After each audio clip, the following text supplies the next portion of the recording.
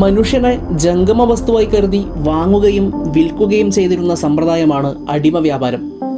ചരിത്രാതീത കാലം മുതൽ അടുത്ത കാലം വരെ അടിമകളെ വാങ്ങുന്നതിനും വിൽക്കുന്നതിനുമുള്ള വ്യാപാര സമ്പ്രദായങ്ങളും വിപണികളും ഉണ്ടായിരുന്നു.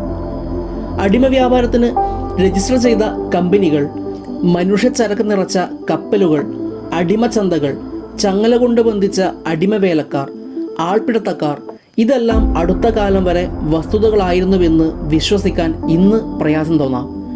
കൊച്ചി തുറമുഖത്തും കോഴിക്കോട്ടും പൊന്നാനിയിലും കൊല്ലത്തും ചെന്നൈയിലും നാഗപട്ടണത്തും വിദേശ കപ്പലുകൾ വന്ന് ഇന്ത്യയിൽ നിന്ന് നിർഭാഗ്യവാന്മാരായ മനുഷ്യരെ വാങ്ങി അടിമക്കമ്പോളങ്ങളിൽ വിറ്റിരുന്നു. വയനാട്ടിൽ മാനന്തവാടിക്കടുത്തുള്ള വള്ളൂർക്കാവിൽ ഉത്സവകാലത്ത് സമീപസ്ഥരായ പണിയരെ ഒരു സംവത്സരക്കാലം പണിക്കായി നിൽപ്പ് പണം കൊടുത്ത് റിക്രൂട്ട് ചെയ്തിരുന്നു. ഓണം വന്നാലും ഉണ്ണി പിറന്നാലും കോരന് കുമ്പിളിൽ കഞ്ഞി, അടിയൻ്റെ പുറം തമ്പുരാൻ്റെ കൈ എന്നിങ്ങനെയുള്ള ചൊല്ലുകൾ പഴയ അടിമത്തത്തിൻ്റെ മാറ്റൊലിയായി മലയാളത്തിൽ അവശേഷിക്കുന്നു. കേരളത്തിലെ മിക്ക തുറമുഖങ്ങളിലും അടിമ കയറ്റുമതി 16-ാം ശതകം മുതൽ 18-ാം ശതകത്തിൻ്റെ അവസാനം വരെ ഉണ്ടായിരുന്നു. ഡച്ചുകാർ കൊച്ചിയിൽ നിന്ന് ജാവയിലേക്ക് ധാരാളം അടിമകളെ വാങ്ങി അയച്ചിരുന്നു. 5 തെങ്ങിലെ ഇംഗ്ലീഷ് വ്യാപാരികളും അടിമ വ്യാപാരത്തിൽ ഏർപ്പെട്ടിരുന്നു. ബ്രിട്ടീഷ് കോളനിവൽക്കരണത്തിൻ്റെ ഭാഗമായി നടത്തപ്പെട്ട എഴുത്തുകളിൽ ഇടം നേടിയ കേരളത്തിലെ അടിമജാതികൾ നേരിട്ട ക്രൂരതകളുടെ തീവ്രത ബ്രിട്ടീഷ് കാലത്ത് തന്നെ ആഗോളതലത്തിൽ ശ്രദ്ധ നേടിയിരുന്നു. ഇത് പിന്നീട് അടിമത്ത നിരോധനം പോലുള്ള നിയമങ്ങളിലേക്ക് എത്തിച്ചേരുന്നതിന് കാരണവുമായി. ലോകത്തിലെ ഏതൊരു അടിമയെക്കാളും കൂടുതൽ ഭീകരമായ ദുരിതത്തിൽ കഴിഞ്ഞവരാണ് കേരളത്തിലെ പുലയ അടിമകൾ എന്നാണ് കൊളോണിയൽ രേഖപ്പെടുത്തലുകൾ ഒന്നടങ്കം പറയുന്നത്. ജാതിമർദ്ദനത്തിൻ്റെ എത്രമാത്രം അപഹാസ്യവും അപമാനകരവുമായ രൂപങ്ങൾ സ്വീകരിക്കുമെന്നതിൻ്റെ ഉത്തമോദാഹരണമാണ് കേരളമെന്ന് പ്രശസ്ത ചരിത്രകാരൻ സർദാർ KM പണിക്കർ അദ്ദേഹത്തിൻ്റെ കേരള ചരിത്രത്തിൽ പറയുന്നുണ്ട്. മലയാളിയുടെ അയിത്ത നിയമമനുസരിച്ച് ഒരു പുലയൻ അവൻ സഞ്ചരിക്കുന്ന പാതയെ മുഴുവൻ അശുദ്ധമാക്കുന്നു എന്ന കാരണത്താൽ അവൻ അല്ലെങ്കിൽ അവൾ എല്ലായിടങ്ങളിൽ നിന്നും അകറ്റി നിർത്തപ്പെട്ടിരുന്നു. പുലയൻ കടന്നുപോയ വഴിയിൽ തോലും കട്ടയും, അതായത് ഒരിലയും അതിനു മീതെ ഒരു കട്ടയും വെച്ച് ഉയർന്ന ജാതിക്കാരന് മുന്നറിയിപ്പ് നൽകേണ്ടിയിരുന്നു.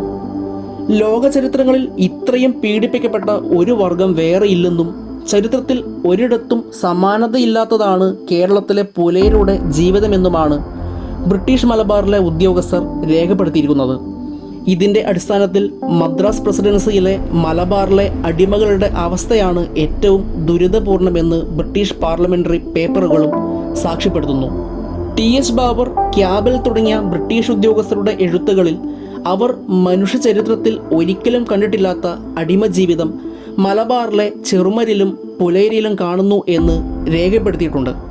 ജോൺ ഹോക്സ്വർത്ത് എന്ന ബ്രിട്ടീഷുകാരൻ്റെ എഴുത്തുകളിൽ നിരന്തരം പീഡിപ്പിക്കപ്പെട്ടിരുന്ന പുലയ ജീവിതങ്ങളെ നമ്മൾക്ക് കാണാൻ സാധിക്കും. അടിയുടെ ശക്തിയാൽ കേൾവിശക്തി നഷ്ടപ്പെട്ടവരെയും, അപ്പൻ്റെ മുൻപിൽ വെച്ച് മകൻ്റെ അരക്കെട്ടിൽ മുള്ളിൻ്റെ വള്ളികൾ ചുറ്റിവലിക്കുന്ന യജമാനനെയും, കച്ചവടത്തിലൂടെ ശിഥിലമാക്കപ്പെടുന്ന പുലയ കുടുംബങ്ങളെയും, പുലയ സ്ത്രീകളെ ഭർത്താക്കന്മാരിൽ നിന്നും അകറ്റി മറ്റുള്ളവരുടെ ഒപ്പം ജീവിക്കാൻ നിർബന്ധിക്കുന്ന യജമാനന്മാരെയും, മക്കളെ തിരക്കി നടക്കുന്ന അടിമ മാതാപിതാക്കളെയുമെല്ലാം ഇദ്ദേഹം രേഖപ്പെടുത്തുകയുണ്ടായി. ചർച്ച് മിഷണറി കറസ്പോണ്ടിംഗ് സെക്രട്ടറി ആയിരുന്ന TG റാഡ്ക്ലിഫിൻ്റെ ജീവചരിത്രത്തിൽ വിശദീകരിക്കുന്ന ഒരു സംഭവം ഇങ്ങനെയാണ്. 1850 പത്തനംതിട്ടയിലെ മുല്ലപ്പള്ളിയിൽ വരുമ്പോൾ അവിടെ ഒരു പുലയനെ കാളയോടൊപ്പം നുകത്തിൽ വെച്ച് നിലം ഉഴുന്ന കാഴ്ച അദ്ദേഹം കാണുകയും അവരുടെ സ്ഥിതിഗതികളെക്കുറിച്ച് ഒരു അന്വേഷണം വേണമെന്ന് തദ്ദേശീയ പുരോഹിതനായ ജോർജ് മാത്തനോട് നിർദ്ദേശിക്കുകയും ചെയ്തു. പുലയരെ പോത്തിനൊപ്പം വെച്ച് നിലമുഴുതുന്നത് നേരിൽ കണ്ടതിൻ്റെ മറ്റു ചില ദൃക്സാക്ഷി വിവരണങ്ങൾ കൂടി നമുക്ക് ലഭ്യമാണ്. അവയിൽ ചിലതാകട്ടെ കേരളത്തിൽ അടിമത്തം നിയമപരമായി നിരോധിച്ചതിന് ശേഷമുള്ള സംഭവങ്ങളാണ്. ചർച്ച് മിഷൻ സൊസൈറ്റി പുലയർക്കിടയിൽ പ്രവർത്തനം ആരംഭിച്ചതിൻ്റെ 50-ാം വാർഷികം 1904 ഡിസംബർ 13 ചേലക്കൊമ്പ് എന്ന സ്ഥലത്ത് വെച്ച് നടത്തുകയുണ്ടായി.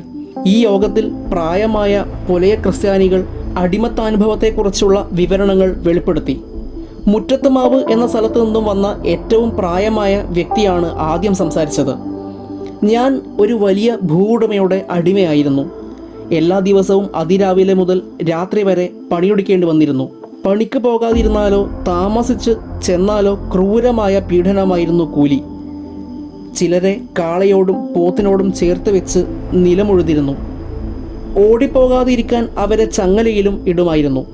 അയിരൂരിൽ നിന്നും വന്ന മറ്റൊരാൾ പറഞ്ഞത്, പണിയുള്ള ദിവസം അപ്പനോ അമ്മയോ മരിച്ചാൽ മറവ് ചെയ്യാൻ പോലും അനുവദിച്ചിരുന്നില്ല എന്നായിരുന്നു. 1882 തെക്കൻ തിരുവിതാംകൂറിലെ തട്ടുവിള മിഷൻ പ്രദേശത്തെ ലണ്ടൻ മിഷണറി പ്രവർത്തകനായ യേശുവടിയാൻ രേഖപ്പെടുത്തിയ ക്രൂരമായ ഒരു സംഭവം പ്രാദേശിക മേഖലയിലെ പീഡനത്തിൻ്റെ ഏറ്റവും വലിയ ഉദാഹരണമാണ്.